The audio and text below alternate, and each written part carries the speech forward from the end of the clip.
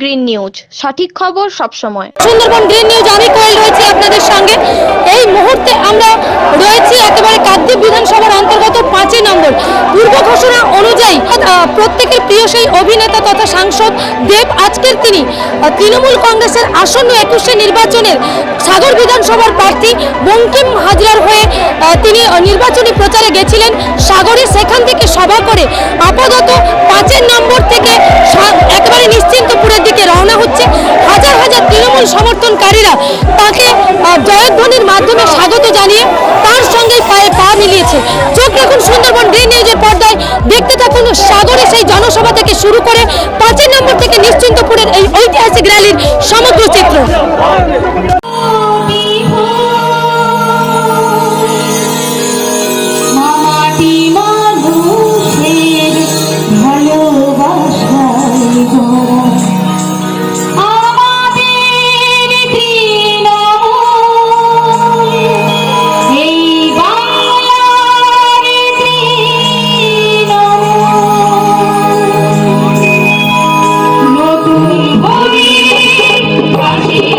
Bye.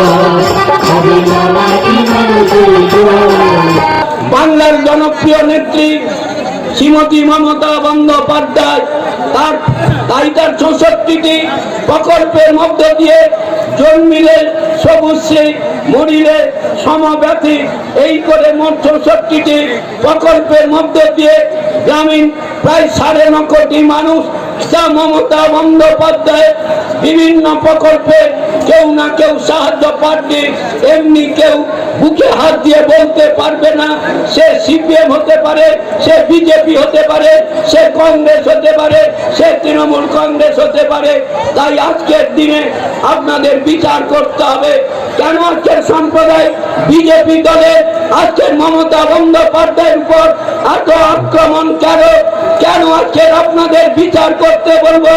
যখন আজকের মমতা বন্দ্যোপাধ্যায় আজকে যখন বিশ্ব দরবারে তিনি যখন বন্দিতা, আজকে তাই আজকে ভাবছে ভারতবর্ষের মতন একটি গণতান্ত্রিক রাষ্ট্রে 29টা রাষ্ট্রের মধ্যে পশ্চিমবাংলায় একটি, যেখানে মহিলা মুখ্যমন্ত্রী আর ওই সাম্প্রদায়িক দল বিজেপি পরিচালিত যতগুলো সরকার আছে তারা সামাজিক সুরক্ষা প্রকল্পে একটাও তারা আজকের বিশ্ব সেরা সম্মানিত হতে পারছে না। এটাই এদের বড় গাত্রদাহ হয়ে উঠেছে। তাই মমতা ব্যানার্জির বিরুদ্ধে ব্যক্তিগত কুৎসা, অপপ্রচার, সারদা নারদা সিডি ইটির ভয় দেখিয়ে মমতা ব্যানার্জিকে তথ্য করা যাবে না।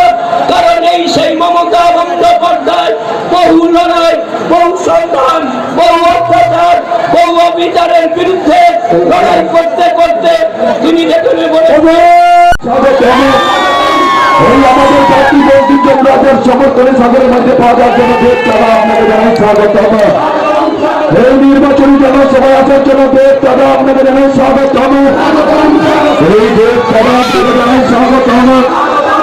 এই অভিনেতা সাংসদ দেশ চাঁদা আপনাকে বহিরাগত জায়গা নেই বলছে বাংলা চিৎকার করে বাংলা নিজের মেয়েকে চায়, বাংলা নিজের মেয়েকে চায়, বাংলা নিজের মেয়েকে চায়। সবাই দাঁড়িয়ে থেকে আসতে বাংলা নিজের মেয়েকে চায়, বাংলা নিজের মেয়েকে চায়, বাংলা নিজের মেয়েকে চায়। রাজ্য জুড়ে হচ্ছে বাংলা নিজের মেয়েকে চায়, বাংলা নিজের মেয়েকে চায়, বাংলা নিজের মেয়েকে চায়। তোমার নেতা 14 তলায় দিদিকে আবার পৌঁছে দিতে বাংলা নিজের মেয়েকে চায়, বাংলা নিজের মেয়েকে চায়, বাংলা নিজের মেয়েকে চায়। সবুজ আবিরে ভাষ্য বাংলা বই না যাই না দিদি ভাই সুটকেস ভরে টাকা দিলে বাংলা নিজের মেয়েকে চায়, বাংলা নিজের মেয়েকে চায়, বাংলা নিজের মেয়েকে চায়। আমরা সবাই আজ তোলো বাংলা নিজের মেয়েকে চায়, বাংলা নিজের মেয়েকে চায়, বাংলা নিজের মেয়েকে চায়। তুমি আমার চলে বলো বাংলা নিজের মেয়েকে চায়, বাংলা নিজের মেয়েকে চায়, বাংলা নিজের মেয়েকে চায়।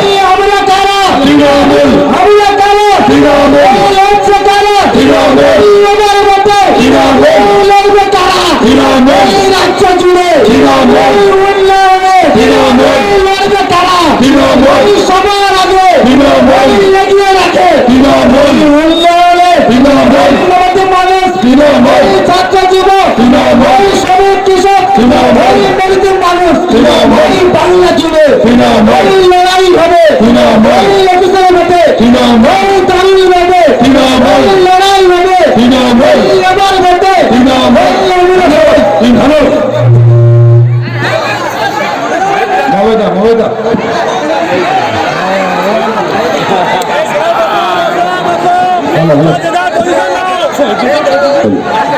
আসলে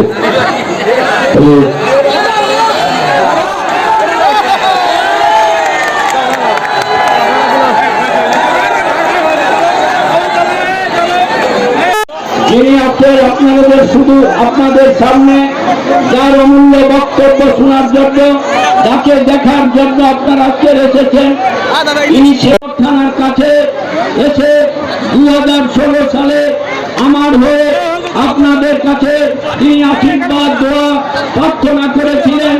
আজও তিনি আমাকে এই এলাকা থেকে নির্বাচিত করার জন্য তিনি আমার পাশে এসে দাঁড়িয়েছেন। তাই আমি ওনাকে ধন্যবাদ এবং কৃতজ্ঞতা জানাবার আমার ভাষা নেই। আমি ওনার কাছে চিরদিন ঋণী থাকবো, যতদিন আমি বেঁচে থাকবো। জোড়াফুল চিহ্নে বোতাম টিপে ভোট দিয়ে বিপুল ভোটে আমাকে জয়ী করবেন। এই আশীর্বাদ, এই দোয়া, এই ভালোবাসা, এই শুভেচ্ছা কামনা করে আমি আমার বক্তব্য এই জায়গায় শেষ করছি। সবাই ভালো থাকবেন, সুখে থাকবেন, শান্তিতে থাকবেন। মঙ্গলময় ঈশ্বরের কাছে, আল্লাহর কাছে আমি আপনাদের প্রার্থনা করি তিনি তারা যেন দূর থেকে আশীর্বাদ করেন। আমাদের এই সাগর, সাংখ্য দর্শন কবিরের এই সাগর, এটা স্বামী বিবেকানন্দের পীঠস্থান। সেই জায়গাতে দাঁড়িয়ে হিন্দু, মুসলমান, জৈন, খ্রিস্টান সর্বধর্ম সমন্বয়ে এই সাগর দ্বীপ, সেই সাগর দ্বীপকে নূতন করে যিনি সাজিয়েছেন, আজকের সাগরকে যিনি আলোকে উদ্ভাসিত করেছেন, সেই শ্রীমতী মমতা বন্দ্যোপাধ্যায় জিন্দাবাদ। এখন আমাদের প্রিয় সাংসদ, যার জন্য আমরা অধিকার করে এতক্ষণ অপেক্ষা করছিলাম, তিনি আমাদের সামনে এসছেন। হ্যাঁ, মাননীয় সাংসদ দীপক অধিকারীর নামে আপনারা হাততালি দিন, সবাই হাততালি, জোরে হাততালি, জোরে হাততালি। এবারে তিনি আমাদের 132 সাগর বিধানসভার মাননীয় শ্রীযুত বঙ্কিমচন্দ্র হাজরার সমর্থনে আমরা যে এতজন হাজার হাজার মানুষ দীর্ঘ সময় প্রতীক্ষা করছি, তিনি আমাদের সামনে বক্তব্য রাখবেন। তাকে বক্তব্য রাখার জন্য আমি অনুরোধ জানাচ্ছি।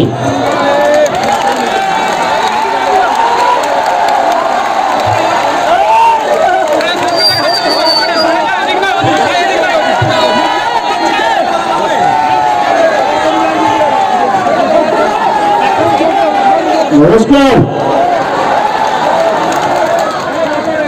কেমন আছে সাগর দ্বীপের মানুষরা? ভালো আছেন তো?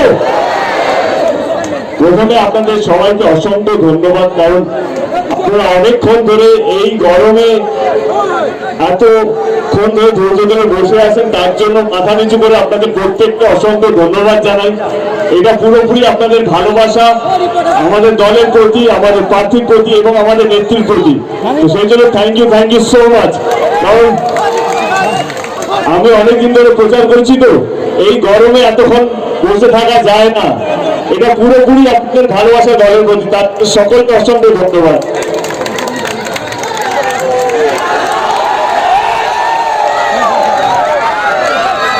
খেলা হবে, বাহ, হ্যাঁ, এই তো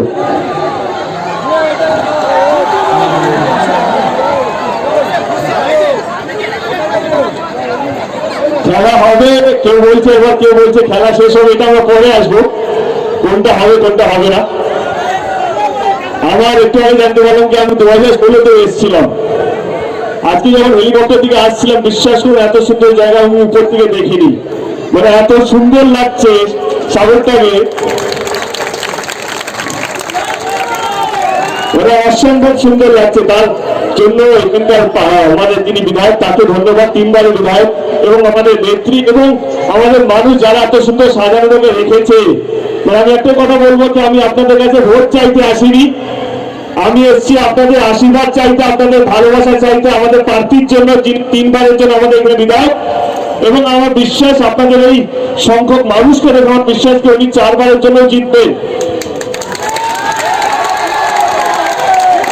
আমি যেটা বলি, আমি এসেছি আপনাদের আশীর্বাদ চাইতে। কারণ কি হলেন, কারণটা হচ্ছে যে মানুষ, এই যে নির্বাচন প্রত্যেক বছরই দেখতে পাচ্ছি আমরা, নির্বাচন আসছে, নির্বাচন আবার আসবে, কিন্তু যেটা সবচেয়ে বেশি দরকার হচ্ছে মানুষের ভালোবাসা, মানুষের আশীর্বাদ। এই ভালোবাসা, এই আশীর্বাদ যদি থাকে, যে কোনো নির্বাচন চোখ বন্ধ করে জিতে যাওয়া যায়। সেই জন্য আমি এসেছি আপনাদের আশীর্বাদ চাইতে। আমি একটা কথা বিশ্বাস করি যে যেই দল কাজ করবে তাকেই ভোট দেওয়া উচিত। সেই জন্য আমি সবসময় বলি যে এটা আপনাদের গণতান্ত্রিক অধিকার যে আপনারা তাকে ভোটটা দেবেন। কিন্তু একবার ভাববেন, যাকে ভোটটা দিচ্ছেন সেই দল আপনাদের সঙ্গে আছে তো? যেই ওই প্রার্থী আপনাদের সঙ্গে 24 ঘন্টা আছে তো? তাকে ভোটটা দেওয়া উচিত, তবে কি আমরা উন্নয়ন দেখতে পাবো। আমি বেশি দূরে যাব না, আমি সাগরের কথাই বলবো কি আজকে সাগর ভারতবর্ষ 1 নম্বর তীর্থস্থান হয়ে দাঁড়িয়েছে। আমরা দেখেছি ভারতবর্ষের পৃথিবী জুড়ে লোক আসে এখানে গঙ্গাসাগর স্নান দেওয়ার জন্য। তো আমার একটাই কথা, যে সাগরকে যে এত সুন্দরভাবে সাজিয়েছে তাকে ভোট দেওয়া উচিত কিনা। এবার চলে আসি কোন দল কাজ করছে। আমি বেশি দূরেও যাব না, গত বছরের কথা বলছি। যখন লকডাউন শুরু হলো করোনা ভাইরাসের, আমরা দেখেছি ভারতবর্ষের প্রত্যেকটা মুখ্যমন্ত্রী তাদের অফিস থেকে বসে ডিসিশন দিত, অর্ডার দিত। কিন্তু একমাত্র একটা মুখ্যমন্ত্রী গোটা ভারতবর্ষের মধ্যে সে রাস্তায় নেমে মানুষের হয়ে কাজ করেছে, শুধু কলকাতায় নয়। আমি দেখেছি ডিস্ট্রিক্ট ঘুরেছে, মানুষ ভালো আছে কিনা সেটা দেখেছে, মানুষের বাড়িতে খাবার পৌঁছচ্ছে কিনা সেটা দেখেছে। তার নাম হচ্ছে মমতা ব্যানার্জি। আমরা দেখেছিলাম যখন আমরা আমাদের বাবা মাকেও বাইরে বার করতাম না, কারণ বয়স হয়েছে, করোনা ভাইরাস কোথাও যদি কারো হয়ে যায় তাহলে আমরা জানতাম যে জীবন যাওয়ার একটা ভয় থাকে। কিন্তু দিদিও ভয় যথেষ্ট হয়েছিল। দিদি সেইটাকে ভয় না পেয়ে রাস্তায় নেমে দেখেছে যে বাংলার মানুষ ভালো আছে কি নেই, বাংলার মানুষের বাড়িতে কাজ আছে কি নেই, বাংলা মানুষের বাড়িতে খাবার পৌঁছেছে কি নেই। তাহলে আমি ওই সরকারকে ভোট দেবো না কেন? আজকে ফ্রিতে রাশন দেওয়া হয়েছে লকডাউনের সময়। আজকে অনেকে অনেক বড় বড় কথা বলছে, কিন্তু আমি একটাই কথা বলবো, যেই সরকার মানুষকে ভালো রাখবে তাকে ভোট দেওয়া উচিত।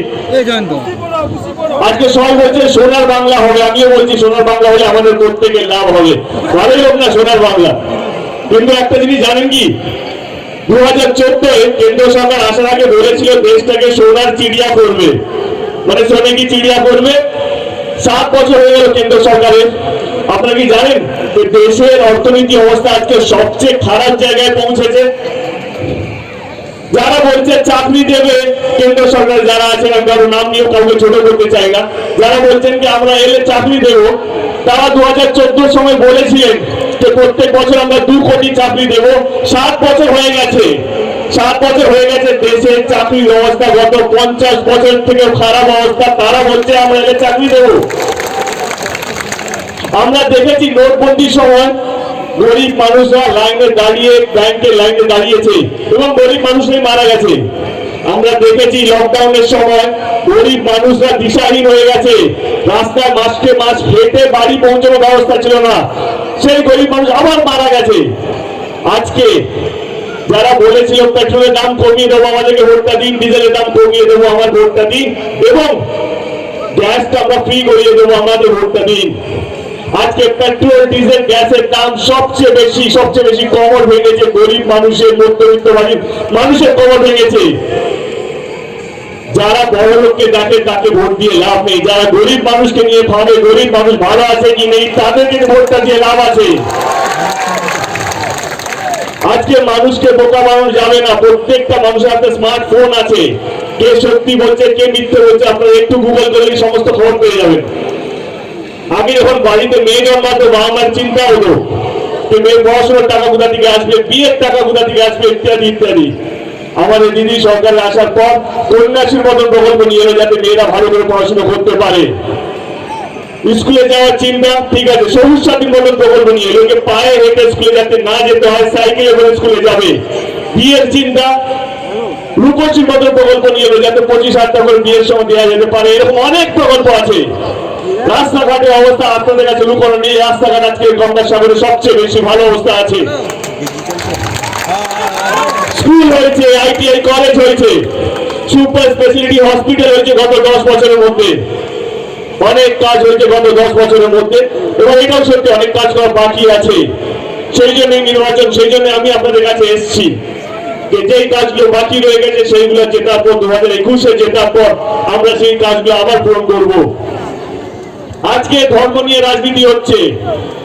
আজকে যদি অন্য দলে যদি আপনারা ভাষণ দেখেন মনে হচ্ছে কি 2021-এ যারা জিতবে তারা মন্দির করবে, কিন্তু ইলেকশন তো মানুষকে ভালো রাখার ইলেকশন, মানুষকে শান্তিতে রাখার ইলেকশন, মানুষ যেন সুখে থাকে, এইটা নির্বাচন।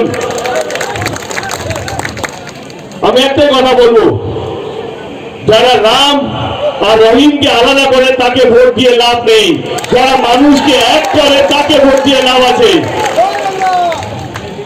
আমি একটাই কথা বলবো, কি যারা ধর্ম নিয়ে রাজনীতি করে তাকে বলবেন থ্যাংক ইউ সো মাচ, অসংখ্য ধন্যবাদ বাংলায় আসার জন্য, কারণ বাংলায় ধর্মের রাজনীতির কোনো স্থান নেই। বাংলা ইতিহাস বলে দিচ্ছে কি আমরা হিন্দু, মুসলিম, শিখ, ইসাই সর্ব ধর্ম মিলে একসাথে ভালোভাবে থাকি। একটা কথা আছে না, মজহব নেই শিখাতা আপস মে बैर रखना, ধর্ম শেখায় না কি অন্য জাতি লোককে ছোট করা, অন্য জাতির নামে নিজেকে ভোট নেওয়া, না, এই ফাঁদে পা দেবেন না। আমি আবার বলছি যে এই দল আপনাদের হয়ে কাজ করবে তাকে ভোট দেওয়া উচিত। গত 10 বছরে বাংলার প্রত্যেকটা মানুষ জানে যে দিদি যেভাবে কাজ করেছে অন্য কোনো মুখ্যমন্ত্রী অন্য কোনো রাজ্যে গত 70 বছরে কাজ করেনি।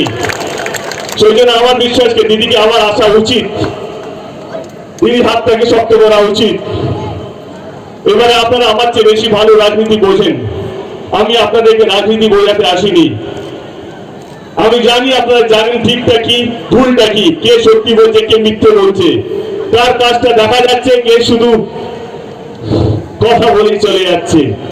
দিদি যদি মুখ্যমন্ত্রী হয় আমরা দিদিকে পাবো, দিদি আমাদেরকে ছেড়ে পালিয়ে যাবে না। এবং গঙ্গাসাগরের মানুষ সবচেয়ে বেশি জানে, কারণ মেলা শুরু হওয়ার আগে দিদি এখানে চলে আসে, এখানে থাকে, দেখে কে এখানে যারা যারা আছে ভালো আছে কি নেই। তো সেই জায়গা থেকে আমি একটাই অনুরোধ করবো, যদি আপনাদের মনে হয় যে আমাদের দল, আমাদের নেত্রী এবং আমাদের প্রার্থী আপনাদের হয়ে কাজ করতে পেরেছে, তো জোরহাত করে বলবো আপনাদের ভালোবাসা, আপনাদের আশীর্বাদ, আর যদি মনে হয় আপনাদের ভোট, তাহলে 1 তারিখে আমাদের এখানে নির্বাচন, 2 নম্বর বাটন দেবে, আমাদের যিনি প্রার্থী আছেন তাকে জয়যুক্ত করবেন। সঙ্গে আছেন তো?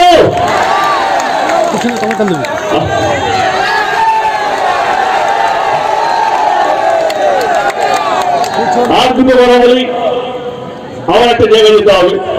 আমার যারা দিল্লি থেকে এসেছে সম্মান জানিয়ে বলছি, কাউকে ছোট বড় করছি না, তারা বলছে যে নারী সুরক্ষা নিয়ে, এখানে নারীরা সুরক্ষা নেই, সুরক্ষিত নেই।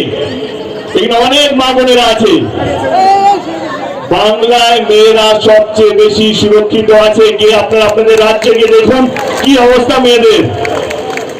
তো সেই জায়গা থেকে বলবো কি 1 তারিখে নির্বাচন, শান্তিপূর্ণভাবে নির্বাচন করবেন, কারণ আমি বিশ্বাস করি যে আমরা চোখ বন্ধ করে জিতবো, তার জন্য অন্য কিছু করার দরকার নেই। মানুষকে গিয়ে এবং আমাদের কর্মীগুলোকে বলবো যারা এখানে সামনে বসে আছেন, যারা দলের প্রথম দিন থেকে আমাদের যোদ্ধা, একটা অনুরোধ করবো, যতদিন না ভোট হচ্ছে ততদিন বাড়ি বাড়ি গিয়ে আমাদের দলের কথা বলতে হবে যে আমরা কি কি কাজ করেছি। 1 বার নয় 100 বার যেতে হবে, প্রত্যেকটা বাড়ি বাড়ি গিয়ে বলতে হবে যে না আমরা কি কাজ করেছি। কারণ এখন প্রচুর ভুল প্রচার চলছে, সেইগুলো কান না দিয়ে, সেইগুলো ফাঁদে না পড়ে প্রত্যেকটা মানুষকে বোঝাতে হবে আমাদের দল কি কি কাজ করেছে, তবে গিয়ে আমরা জিতবো। আর যারা বলছিল খেলা হবে, ওকে, আমি সত্যি বুঝি না খেলা হবে না, খেলা শেষ হবে। অনেকগুলো শুনছি, কে বলছে খেলা হবে, ও বলছে খেলা শেষ হবে। আমি যতটুকু রাজনীতি বুঝি ততটুকু বলবো, যারা মানুষকে ভালো রাখবে সেই খেলা হবে, যারা মানুষকে ঠিক রাখবে, শান্তিতে রাখবে সেই খেলা হবে, বন্ধুত্বের খেলা হবে, উন্নয়নের খেলা হবে, শান্তির খেলা হবে, চাকরি খেলা হবে।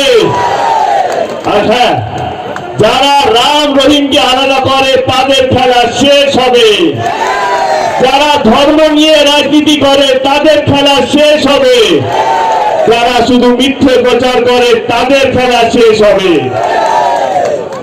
অসংখ্য ধন্যবাদ, ভালো থাকবেন। খুব ভালো লাগলো আপনাদের এখানে এসে আবার জোরহাট করে সবাইকে ধন্যবাদ জানাই, কারণ এই গরমে আপনারা এতক্ষণ ধরে দাঁড়িয়ে আছেন তার জন্য অসংখ্য ধন্যবাদ। ভালো থাকবেন এবং আমাদের যিনি প্রার্থী আছেন আপনাদের আশীর্বাদ আপনাদের ভালোবাসা যেন থাকে ওনার কাছে, কারণ উনি সত্যি ভালো মানুষ, সৎ লোক আর সামনের অনেক কাজ করার ইচ্ছে আছে এবং কাজ করে উঠছেন। ভালো থাকবেন। জয় হিন্দ, জয় বাংলা। 1 তারিখে ভোট আছেন, সবাইকে ভোটটা দেবেন, নিজের ভোট নিজে দেবেন। আর যদি মনে হয় আমাদের প্রার্থী কাজটা করেছে তাহলে 2 নম্বর বাটন দেবেন। 1 তারিখে আমাদের দলকে এবং আমাদের প্রার্থীকে জয়যুক্ত করবেন। Thank you so much. Thank you. ধন্যবাদ, কৃতজ্ঞতা জানাচ্ছি আমাদের প্রিয় সাংসদ দীপক অধিকারী। তৃণমূল যুব কংগ্রেসের এই বিধানসভা মনোনীত প্রার্থী বঙ্কিম চন্দ্র হাজার বিপুল ভোটে জয় করুন। সেই রাস্তায়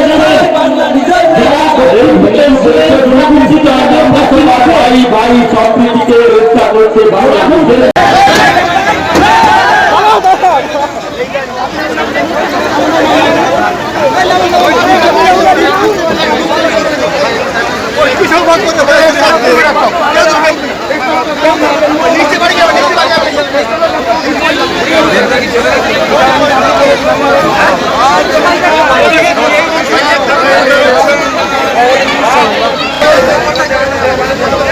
এখানে কিছু একটা দাও।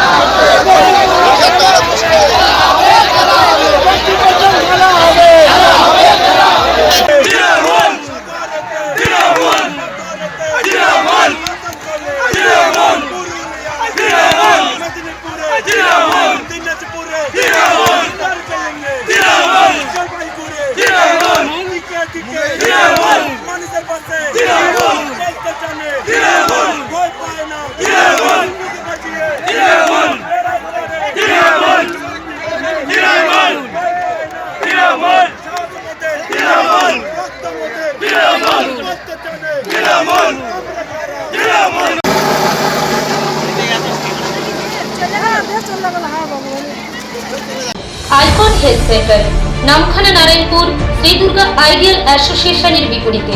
এখানে সমস্ত রোগের বিশেষজ্ঞ ডাক্তারবাবুগণ চেম্বার করছেন। যোগাযোগ 9432825226। সুন্দরবন গ্রিন নিউজের সমস্ত খবর সবার আগে পেতে আমাদের চ্যানেলটিকে সাবস্ক্রাইব করুন এবং পাশে থাকা নোটিফিকেশনের বেল আইকনটি বাজিয়ে দিন।